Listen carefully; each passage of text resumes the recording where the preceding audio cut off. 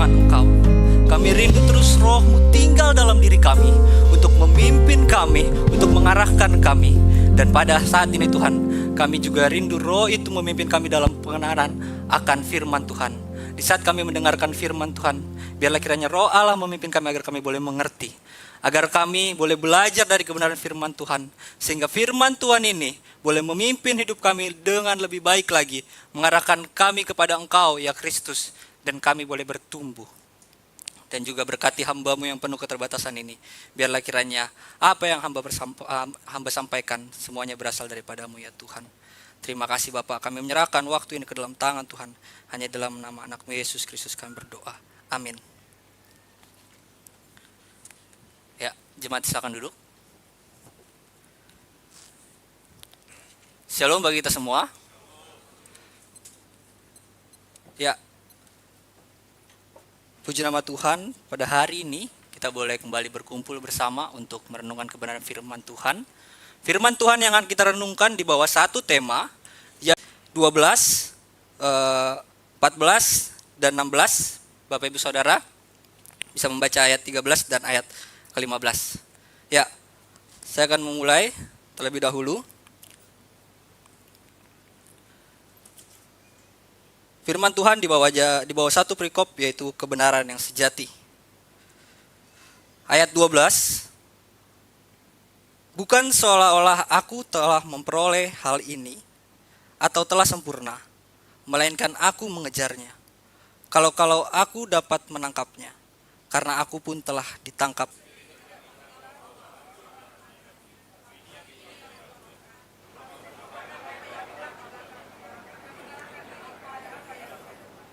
Dan berlari-lari kepada tujuan untuk memperoleh hadiah, yaitu panggilan sorgawi dari Allah dalam Kristus Yesus.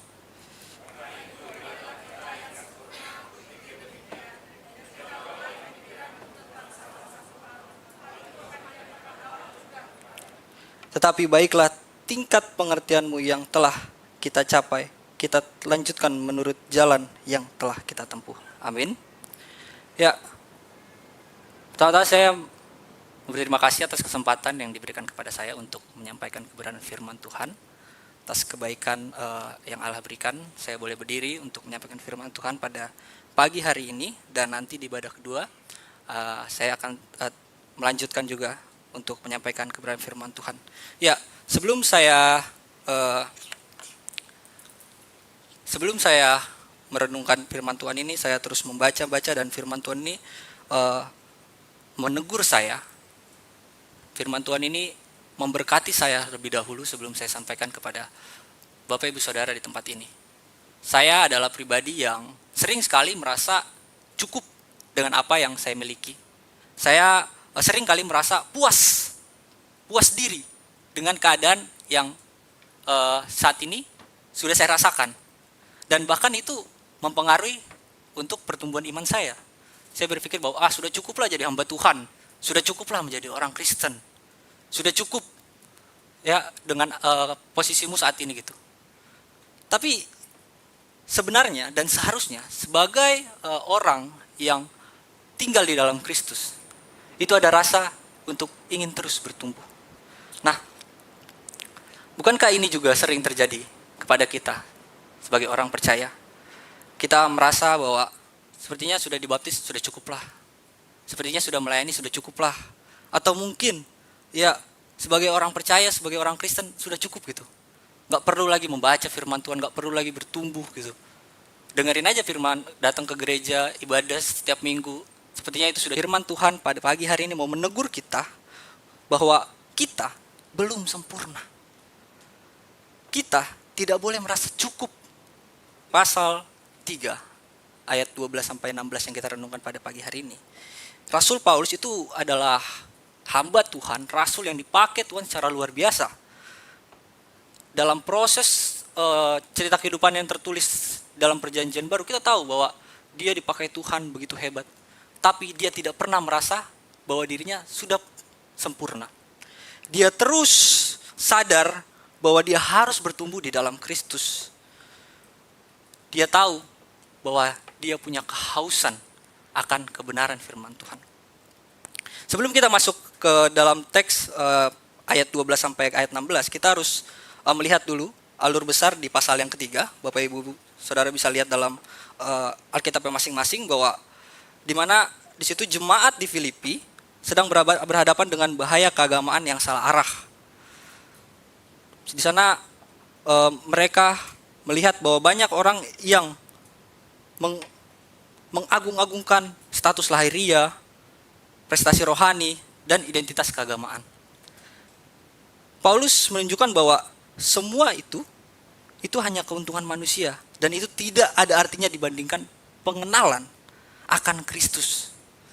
Kemuliaan pengenalan akan Kristus. Ia bahkan mengatakan bahwa semuanya itu dianggap rugi dan sampah.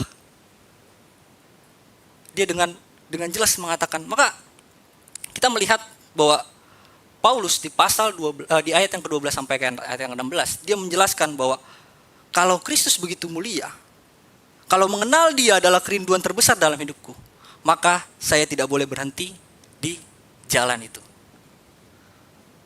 Dia tidak hanya menganggap bahwa dirinya kurang, tetapi dia terus mencari kebenaran itu. Bapak Ibu Saudara, kita perlu mengoreksi diri kita masing-masing. Jangan kita menganggap bahwa kita sudah penuh akan kasih karunia Allah. Padahal orang yang merasa dirinya sudah penuh dengan kasih karunia Allah, itu sebenarnya adalah orang yang kurang. Atau mungkin orang yang tidak sama sekali mempunyai.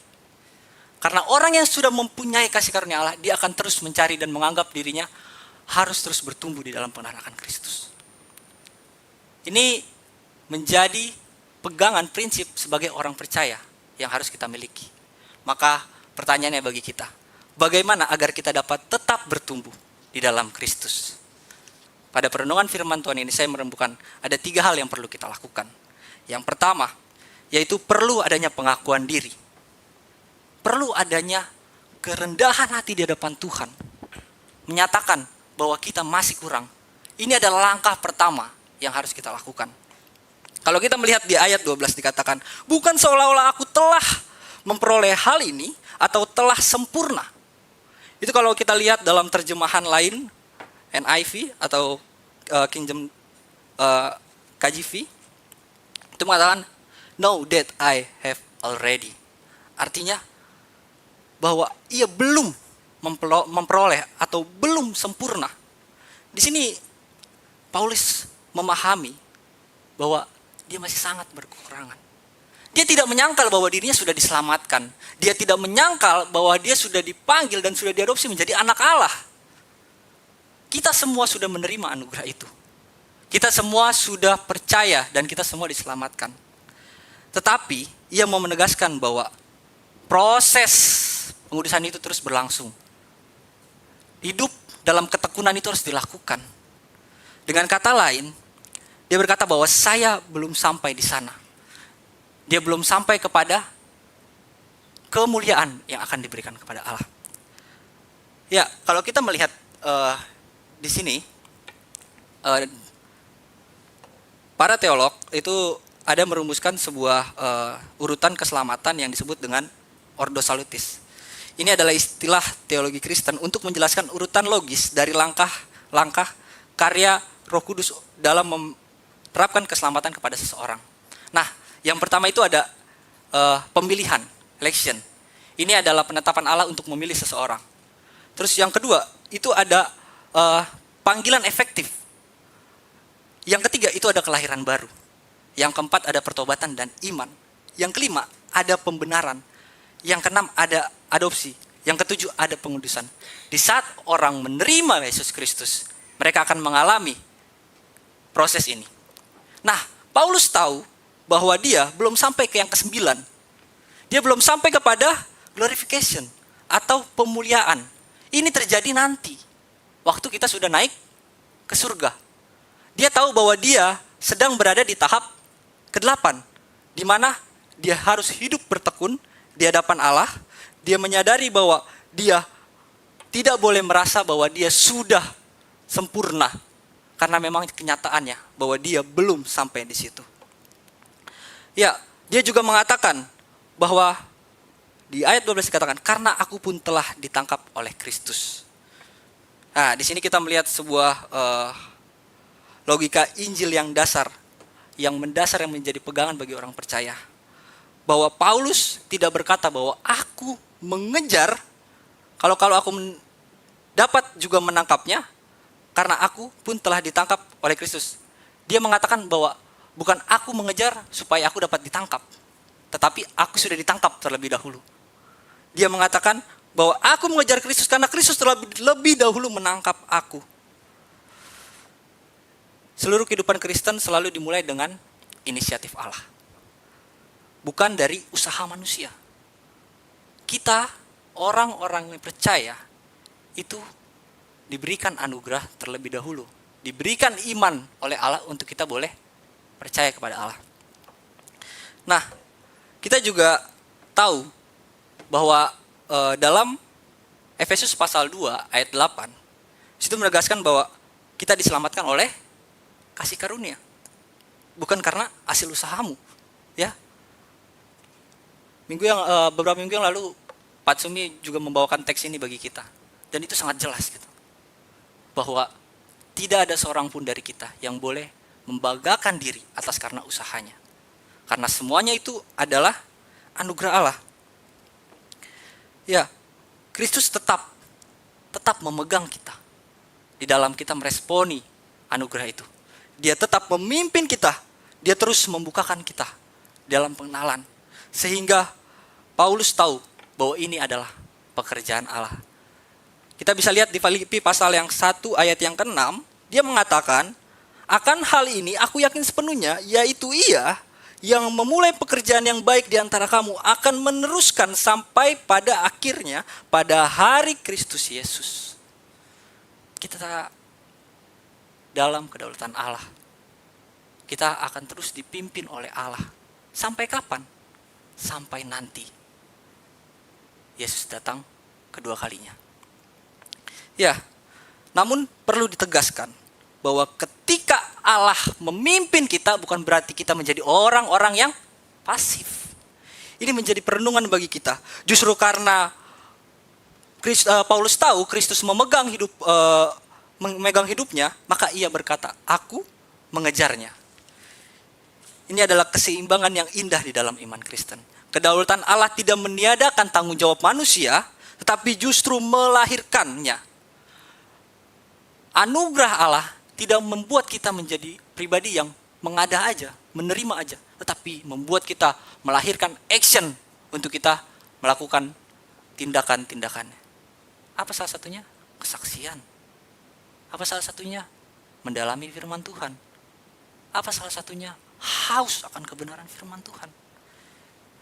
Ini adalah satu pegangan, satu penekanan bagi kita bahwa anugerah Allah tidak membuat kita menjadi orang yang malas-malasan di dalam kekristenan, melainkan membuat kita rindu dan ingin terus bertumbuh, memiliki kesadaran diri untuk mengejar dan menyadari bahwa diri belum sempurna. Saya mencoba mencari dalam bahasa aslinya kata mengejar di sini dikatakan dalam bahasa aslinya itu adalah dioko. Ini yang berarti mengejar dan memburu dan bersungguh-sungguh. Jadi suatu tindakan aktif di saat mengejar. Ini dia melakukannya bukan dengan bersantai, bukan dengan selagi bisa kejar gitu. Selagi ada kesempatan baru kejar Kristus. Enggak. Tapi Paulus menekankan ketika ia mengejar, dia mengejarnya dengan memburu. Ada sebuah action yang aktif di sana. Nah, ini juga kata yang sama yang dia gunakan ketika ia menganiaya jemaat orang percaya pada sebelum dia bertobat. Di ayat 6 dia juga menggunakan kata dioko. Nah, kita tahu bahwa di saat dia belum percaya kepada Kristus, itu dia sangat gregetan ya, mengejar orang percaya. Bahkan di saat penghakiman Stefanus, dia hadir. Dan dia bahkan setuju dengan hal itu. Ini adalah sebuah tindakan yang benar-benar aktif. Karena kenapa dia bisa melakukan hal itu? Karena dalam pengajaran eh, hukum Taurat, orang Farisi yang dari lahir eh, belajar tentang kebenaran hukum Taurat dalam perjanjian lama, orang-orang Yahudi pada secara khusus itu mereka telah memegang ajaran yang kuat pada saat itu. Dan di saat ada ajaran lain datang, ya kan? Ini berarti menganggap bahwa ajaran yang mereka percaya selama ini gitu, ini adalah ajaran yang salah dong berarti gitu kan. Ketika mereka mengagung-agungkan Mesias akan datang sebagai seperti gambaran seorang raja, terus tiba-tiba Yesus datang dari keluarga tukang kayu, dia adalah seorang manusia yang hina, terus menganggap bahwa dirinya seorang Mesias. Wah, ini penghinaan bagi agama. Jadi dia mengejar orang-orang pengikutnya dengan sungguh-sungguh. Nah, ini kata yang sama yang dia lakukan ketika dia berbalik kepada Allah, mengejar Kristus. Jadi kita perlu belajar sedikit banyak dari Paulus tentang berbalik dengan kata dioko ini. Kalau mungkin sebelum kita percaya, atau mungkin ketika kita tidak sedang pergi ke gereja, kita bercoba untuk melakukan kegiatan lain gitu, sampai kita benar-benar mengejarnya. Misal jalan-jalan, ya kan, ketika kita jalan-jalan pengen pergi ke satu tempat, itu kayak semangat gitu kan, mau hujan udah mengejar Kristus ke gereja. Apakah juga itu kita gunakan kata yang sama di saat kita datang kepada Kristus? Nah, ini menjadi pengoreksi bagi kita masing-masing. Jangan sampai ketika kita datang kepada Kristus kita tidak menggunakan spirit yang sama ketika kita ingin holiday. Kita malah berpikir, aduh gerimis lagi hari ini, kayaknya tunggu agak sore. Wah, masih ada ibadah kedua. Oh, sore makin deres. Aduh, minggu depan. Ini adalah sebuah paradigma yang salah dalam berpikir. Maka di sini kita belajar bahwa pertumbuhan rohani bukanlah sekedar keadaan ketika seorang merasa dirinya sudah selesai dibentuk. Justru orang yang benar-benar dewasa di dalam iman adalah orang yang paling sadar bahwa dirinya membutuhkan kasih karunia Tuhan. Dia benar-benar terus ingin mengejar dan dia rindu untuk terus bertumbuh di dalam Kristus. Sebab orang yang benar-benar bertumbuh bukanlah orang yang berkata bahwa aku sudah sempurna. Saya berulang kali menekankan ini, karena fenomena-fenomena ini sering terjadi di antara kita. Maka kita harus terus mengejar, mencari pengenalan akan Kristus yang benar, dan terus berada di track yang benar itu. Selanjutnya, yang kedua yang perlu kita lakukan, yaitu perlu mengarahkan diri. Kalau kita lihat di sini, dikatakan, saudara-saudara, aku sendiri tidak menganggap bahwa aku telah menangkapnya, tetapi ini yang kulakukan. Nah, ketika ia berkata ini yang kulakukan, ini menunjukkan bahwa Paulus memiliki satu fokus yang jelas dengan tujuan hidupnya. Dia tidak bercabang-cabang, tetapi berkata bahwa ini yang kulakukan.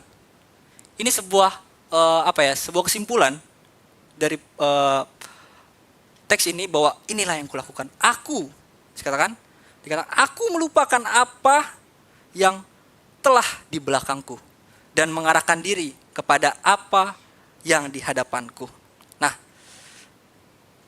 ketika Paulus memfokuskan dirinya, mengarahkan dirinya kepada panggilan itu, dia tidak hanya sekedar mengarahkan ke depan saja. Tapi kalau kita lihat di sini, di dalam bahasa aslinya, ini ada sebuah kata yang baik yang mau kita renungkan. Dia menggunakan kata epekteimenos. Nah, saya menjelaskan di sini tentang epi, itu sebuah arah, itu keluar, teino itu mengerangkan, membentangkan, mengulurkan, atau secara harafiah itu seperti mengulurkan diri sejauh mungkin atau membentang seluruh tubuhnya ke satu tujuan. Ini adalah kata yang ditulis hanya sekali dalam perjanjian baru, atau disebut hapax legomenon. Jadi ketika Paulus menggunakan kata ini, dia sangat berhati-hati. Dia di saat dia menyampaikan tujuannya ini, dia sangat memilih kata yang spesial. Kenapa dia tidak menggunakan kata yang biasa saja seperti aku maju atau aku menjakau? Karena ini adalah kata yang secara harfiah ini menggambarkan seperti seorang yang mengikuti lari maraton, terus dia udah mau di garis finish, udah mau dekat garis finish. Ketika seseorang itu mau dekat garis finish, pasti tujuannya itu udah enggak ke belakang ke kiri, udah begini lah gayanya mungkin ya, atau mungkin udah begini, karena sudah dekat sekali dengan garis finish. Jadi semua pikirannya benar-benar berpusat kepada satu tujuan yang jelas, dan dalam dia memusatkan itu, dia benar-benar dengan kesungguhan. Dan di sini ini adalah tindakan yang bukan sekali, tetapi terus-menerus dilakukan. Paulus tidak berkata aku pernah mengejar Kristus, tidak, tapi dia terus mengejar Kristus. Jangan menjadi orang Kristen yang merasa bahwa sekali datang ke gereja cukup. Ya, udahlah Pak, yang penting hari Minggu ke gereja. Terus bagaimana dengan persekutuan doa? Wah, kan bisa masing-masing. Doa kan arahnya ke atas, nggak ke samping Pak. Jadi sebenarnya orang yang mengarahkan diri kepada Allah itu benar-benar condong, berpusat gitu, dengan sungguh-sungguh, bukan sekali, tetapi terus mencari dan mengarahkan diri kepada Allah. Nah, jadi bentuk kata ini memberikan kesan bahwa Paulus sendiri terlibat sepenuhnya dalam sebuah tindakan. Ia tidak pasif menggunakan dirinya untuk bertumbuh. Ia secara sadar mengarahkan seluruh hidupnya untuk mengarahkan kepada Kristus. Jadi mengarahkan diri kepada Kristus dengan seluruh tenaganya, sungguh-sungguh dan terus-menerus, tidak hanya sekali. Nah, kita juga perlu memperhatikan di sini dikatakan bahwa aku melupakan apa yang telah di belakangku dan menjakau apa yang di depanku. Bapak Ibu Saudara, ini adalah sebuah satu kesatuan, ya. Ini adalah sebuah satu kesatuan. Dikatakan ada kata penghubung yaitu dan, berarti ini satu paket. Jadi jangan dipisah-pisah. Jangan aku melupakan apa yang di belakangku, yang ke depan nanti dulu. Cek dulu ke belakang sedikit-sedikit. Enggak, ini sebuah satu kesatuan. Perlu mengarahkan diri, ya, dan melupakan. Jadi ketika orang Kristen telah melupakan yang di belakang, dia harus langsung berbalik ke depan. Berbalik 180 derajat. Tidak putar-putar, ya, gini-gini jadi orang Kristen, enggak. Melihat ke belakang, enggak. Paulus mempaketkan ini untuk orang Kristen benar-benar fokus ke depan dan tidak menengok-nengok ke belakang. Jadi apa sih yang di belakang ini gitu? Kok sampai dibilang dia nggak nengok? Apa sih yang membuat dia nggak mau gitu? Harus fokus ke depan. Ini menggambarkan sebuah kehidupan lamanya. Ya. Ini menggambarkan apa yang ada di belakang itu juga berkaitan dengan pencapaiannya. Ya. Terkadang masa lalu memang mengganggu kita. Ya. Perbuatan-perbuatan jahat yang mungkin itu terus mengintervensi diri kita gitu, bercampur aduk dengan pikiran kita, membuat kita terintimidasi. Ini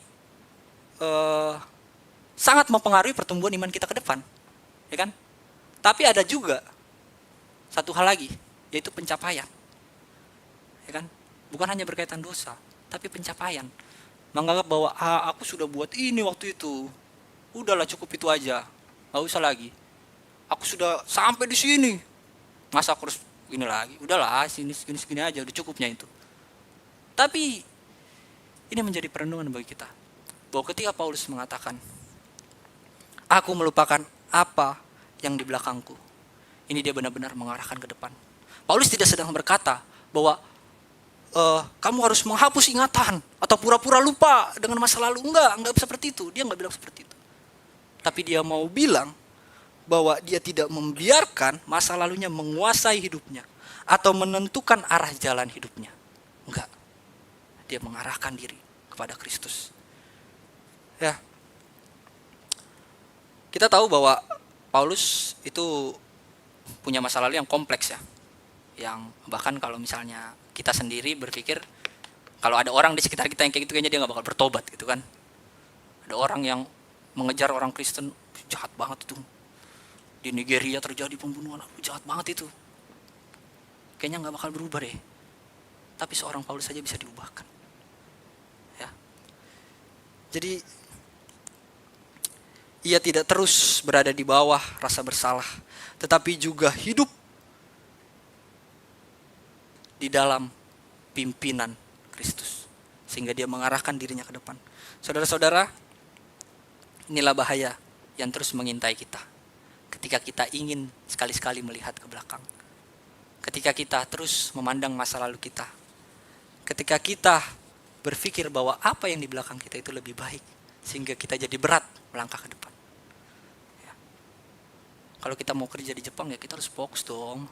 Dengan pekerjaan kita saat ini. Jangan pikir-pikirkan Indonesia terus. Ya.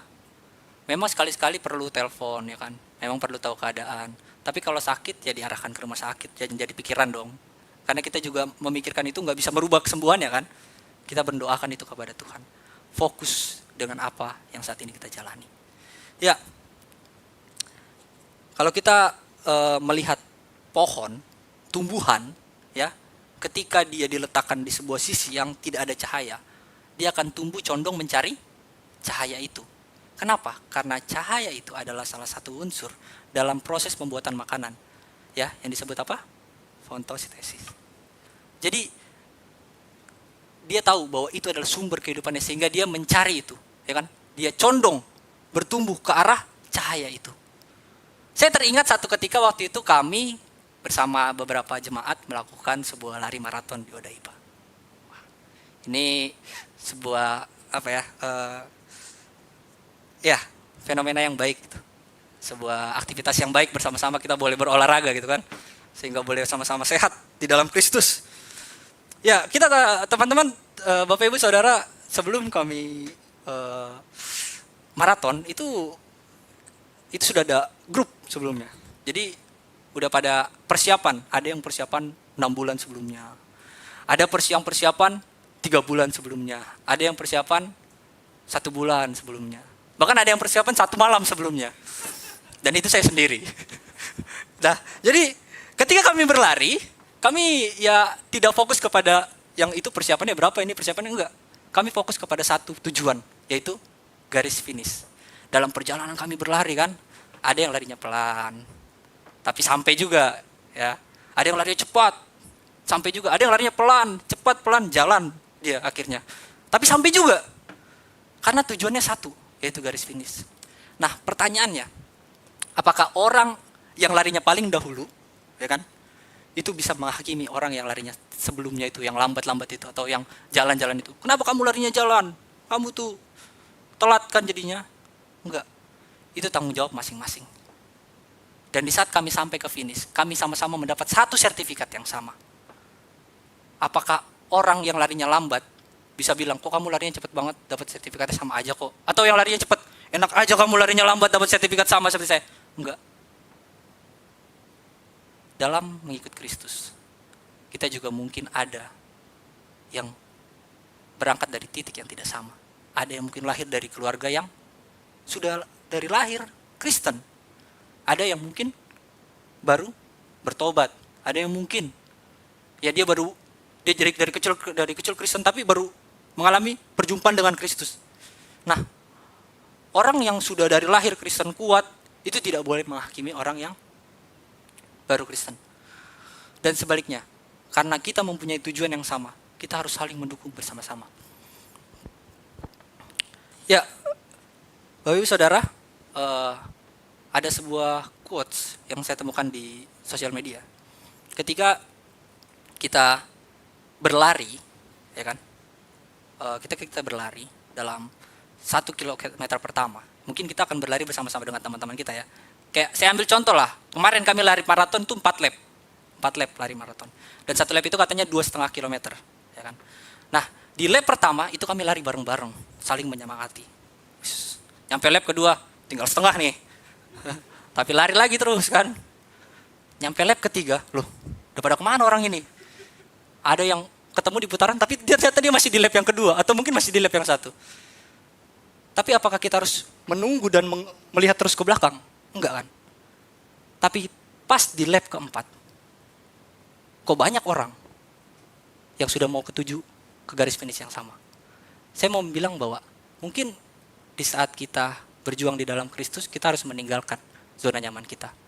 Di saat kita mengikut Kristus, mungkin kita harus fokus kepada tujuan kita. Ya, mungkin kita merasa bahwa sepertinya beban ini harus ditanggung bareng-bareng. Ini kayaknya aku harus terus dalam persekutuan yang ini nih, yang lambat ini, atau mungkin dalam pengertian tidak mau meninggalkan zona nyaman, sehingga stuck pertumbuhannya. Tetapi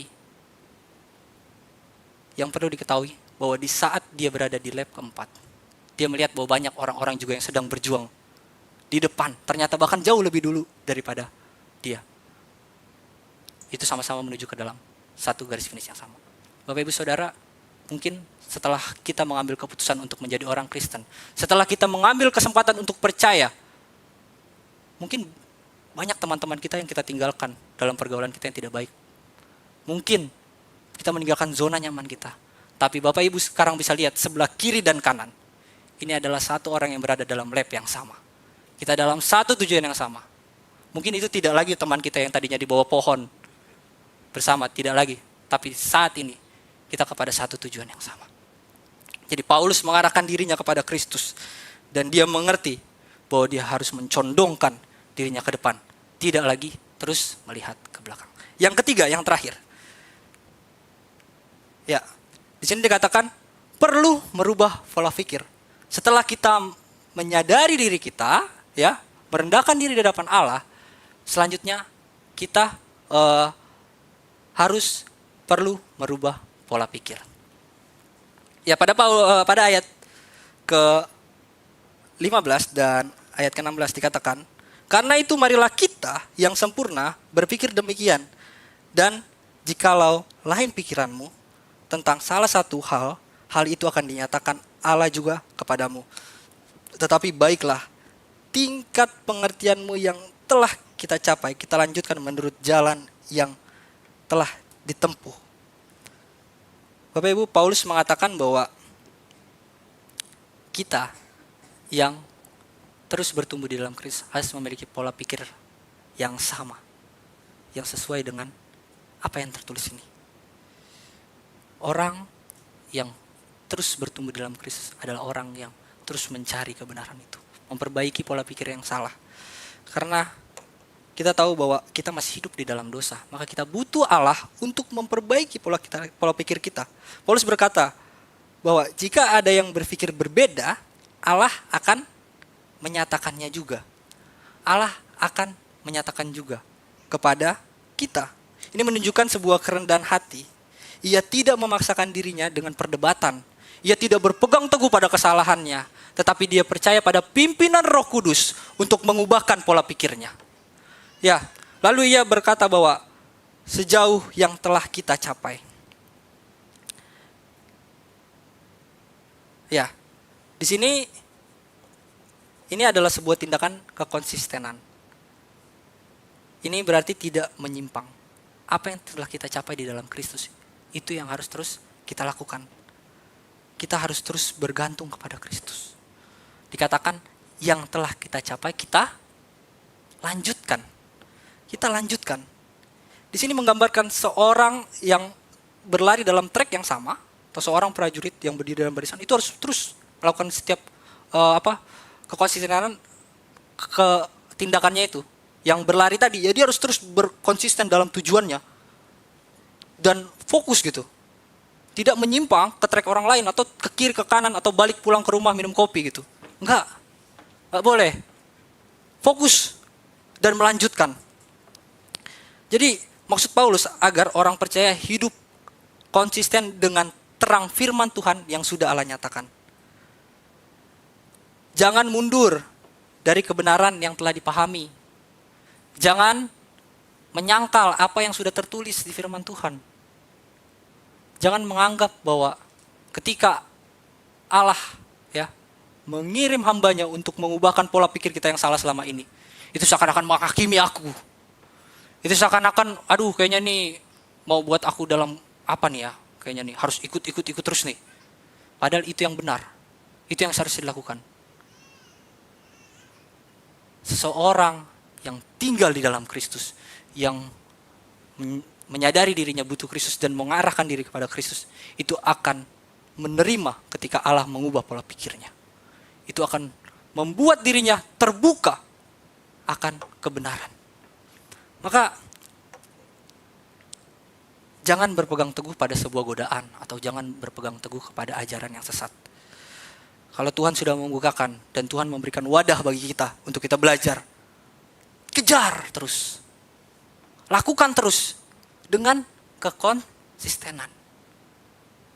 Memang bukan hal yang gampang ya. Bapak ngomong gampang kayak Pak. Lakuinnya nggak gampang Pak. Untuk jadi konsisten ya itu harus sebuah rutinitas yang benar-benar terjadi gitu. Gak usah lah Pak dulu ikut persekutuan. Renungan pagi aja masih berat Pak. Untuk konsisten. Kadang kalau misalnya hujan, itu kayak gravitasi bumi narik ke lebih dalam. Ini ya menjadi perenungan bagi kita semua termasuk saya ya. Kita sama-sama belajar untuk kita terus dapat konsisten kepada Allah. Fokus kepada panggilan Allah. Dan terus rindu untuk mau ditegur dan dirubahkan pola pikir di dalam Kristus. Melalui bagian ini, Paulus mengingatkan bahwa pertumbuhan rohani tidak hanya diukur dari seberapa banyak kita mengetahui firman, tetapi juga dari bagaimana kita menghidupinya setiap hari. Pengetahuan tanpa ketaatan tidak akan menghasilkan pertumbuhan yang sejati. Itu hanya akan menjadi sekadar ilmu dan pengetahuan. Karena itu gereja membutuhkan orang-orang yang bukan hanya pandai berbicara tentang Kristus, tetapi juga menjadi teladan bagi sekitar. Bukan hanya tahu, memimpin, tapi tidak melakukan. Ini menjadi perenungan bagi kita, orang Kristen yang terus ingin bertumbuh di dalam Kristus. Sebab pertumbuhan rohani bukanlah tentang mencari jalan sendiri, melainkan tentang setia berjalan di jalan Kristus sampai garis akhir, sampai glorification. Maka kesimpulannya bagi kita, Paulus mengingatkan kita bahwa kehidupan orang Kristen adalah perjalanan anugerah yang Allah berikan kepada kita. Ini adalah perjalanan yang belum selesai. Kita masih dalam tahap ketekunan. Perjalanan ini menuntut kita untuk terus mengarahkan diri, mengarahkan hati, mengarahkan pikiran kita kepada Kristus. Maka 3 hal yang kita lakukan. Perlu pengakuan diri, perlu mengarahkan diri kita, dan perlu mengubahkan pola pikir kita. Mungkin ini akan mengorbankan zona nyaman kita. Mungkin ini akan mengorbankan masa lalu kita. Tapi Bapak Ibu Saudara, saya mau bilang bahwa ini adalah anugerah. Jangan pernah menyesal menjadi orang Kristen.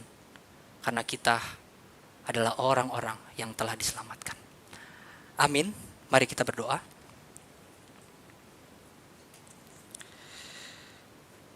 Bapa dalam surga, kami bersyukur Tuhan untuk firman Tuhan yang sangat baik yang boleh menegur kami, mengingatkan kami kembali untuk kami tetap bertumbuh di dalam Kristus. Kami sering kali Tuhan merasa bahwa diri kami sudah cukup dan kami sering lalai melakukan kehendak-Mu sehingga kami terus berjalan di dalam zona nyaman kami. Kami mohon biarlah kiranya melalui firman Tuhan ini kembali meneguhkan kami untuk kami boleh serupa dan segambar dengan Allah dan mengikuti teladan Kristus. Bapa yang dalam surga, kami tahu bahwa menjadi orang percaya bukan hanya menjadi orang yang percaya kepada Kristus dan berhenti di sana, tetapi menjadi orang yang terus rindu untuk bertumbuh dan rindu mencari kebenaran firman Tuhan. Maka dari itu, biarlah firman Tuhan ini boleh terus berkumandang dalam hati dan pikiran kami, mengingatkan kami, mengajar kami, menegur kami, dan membimbing kami dalam kebenaran. Bapa dalam surga, saat ini hamba berdoa ya Tuhan untuk jemaat-Mu di tempat ini. Biarlah kiranya dalam pertumbuhan iman kami semua, kami boleh terus bertumbuh, kami boleh diarahkan oleh Roh Kudus untuk kami melakukan apa yang berkenan di hadapan Tuhan. Kami bersyukur Tuhan di tengah-tengah persekutuan kami ada saudara-saudari kami yang berulang tahun. Kami berdoa Tuhan untuk saudara Junistian, Yinka Monteverdi, saudara Vincent Stanley Liu, Ibu Irma Helen Rumapea, saudara Yosep Edi Sapurta, saudara Juliando, saudara Denia Sela, saudara Kevin Sendau, saudara Ray Kelvin, saudari Lisa Panjaitan, saudara Gamaliel Jevan Dewanto, dan semua jemaat yang mungkin belum tersebut namanya, yang berulang tahun pada hari ini. Kami mohon Tuhan, biarlah kiranya penyertaan-Mu di tahun-tahun sebelumnya terus terjadi di tahun yang baru. Bahkan persekutuan dengan Engkau itu semakin diperkuat. Hamba mohon biarlah kiranya mereka Tuhan pakai menjadi alat-alat Tuhan di tengah-tengah dunia ini. Dan hamba mohon biarlah kiranya kerinduan-kerinduan yang saat ini mereka rindukan, Tuhan boleh mengizinkan itu terjadi. Kami berdoa ya Tuhan juga untuk pemulihan Ibu Ellen, untuk Bapak Sakurai, dan adik Kenichi, Ibu Irma juga, dan Ibu Lina ya Tuhan. Biarlah kiranya Engkau yang boleh memulihkan. Kami sadar bahwa kami ada sangat terbatas Tuhan. Kami butuh Engkau Allah yang tidak terbatas untuk memulihkan saudara-saudari kami. Kami mohon Tuhan, biarlah kiranya setiap dokter yang boleh Tuhan izinkan untuk merawatnya, dan juga setiap makanan, minuman, obat-obatan itu boleh menjadi sarana dan prasarana untuk pemulihannya. Karena kami percaya Tuhan bahwa Allah kami adalah Allah yang maha kuasa dan mampu mengubahkan segala sesuatunya. Kami juga berdoa Tuhan untuk ibu yang sedang mengandung, Ibu Veronica Karo dan Ibu Christine Marbun. Biarlah kiranya Tuhan terus menyertai dan melindungi janin yang ada di perutnya sampai nanti pada hari persalinan. Dan aku berdoa juga Bapak untuk negara kami. Kami sadar Tuhan bahwa keadaan negara kami sedang tidak baik-baik saja. Di Indonesia banyak hal yang terjadi, tapi kami mohon biarlah kiranya anugerah-Mu terjadi bagi bangsa kami. Tuhan memulihkan bangsa kami ya Tuhan. Terutama juga Tuhan untuk politik, ekonomi yang terjadi. Dan untuk keadaan-keadaan sekitar berbicara tentang banjir, longsor yang terjadi beberapa waktu lalu. Biarlah kiranya pemulihannya dapat benar-benar terjadi, dan biarlah kiranya Tuhan yang menggerakkan orang-orang itu untuk mereka membantu dan menolong untuk pemulihannya. Dan kami berdoa juga untuk negara ini Tuhan, negara di mana kami berdiri, negara di Jepang ini Tuhan. Kami mohon biarlah kiranya penginjilan yang utama itu Tuhan boleh mengizinkannya untuk mengirim orang-orang yang terpanggil untuk melayani, untuk menyampaikan Injil kepada orang-orang di Jepang ini. Dan kami berdoa juga Bapak untuk kinerja pemerintah. Biarlah kiranya dalam setiap pekerjaan yang dilakukan, kami mohon Tuhan, biarlah dalam hal itu kami juga boleh mendapat impact yang baik untuk kami tinggal di negara Jepang sebagai orang-orang diaspora ya Tuhan. Dan kami juga berdoa ya Tuhan untuk gereja kami, gereja yang saat ini Tuhan kami berada. Kami mohon biarlah kiranya untuk pencarian gedung yang terus kami rindukan, kami mohon Tuhan biarlah kiranya Allah yang memiliki anugerah itu memberikan kami tempat, memberikan kami sarana untuk kami boleh melakukan peribadahan secara permanen dalam satu gedungnya Tuhan. Dan kami berdoa juga Bapak untuk rencana kami dalam proses retreat ya Tuhan. Biarlah kiranya Tuhan yang boleh menolong setiap panitia yang ada, dan biarlah kiranya untuk proses perjalanannya kami terus menyerahkan ke dalam tangan-Mu. Terima kasih Bapak. Kami berdoa untuk seluruh dunia ini dalam konflik yang terjadi, peperangan antar negara. Kami mohon biarlah kiranya kedamaian boleh terjadi di setiap negara Tuhan, dan kiranya kasih anugerah Tuhan itu menjadi bagian bagi kita semua. Terima kasih Bapak. Dan saat ini Tuhan, kami sadar bahwa doa kami belum sempurna, maka itu kami sempurnakan di dalam doa yang telah Kau ajarkan kepada murid-murid-Mu. Doa Bapa kami. Bapa kami yang di surga, dikuduskan nama-Mu, datanglah kerajaan-Mu, jadilah kehendak-Mu di bumi seperti surga. Berikanlah kami pada hari ini makanan kami secukupnya, dan ampunilah kami kesalahan kami, seperti kami juga mengampuni orang yang besar kepada kami. Dan jangan membawa kami dalam pencobaan, tetapi lepaskanlah kami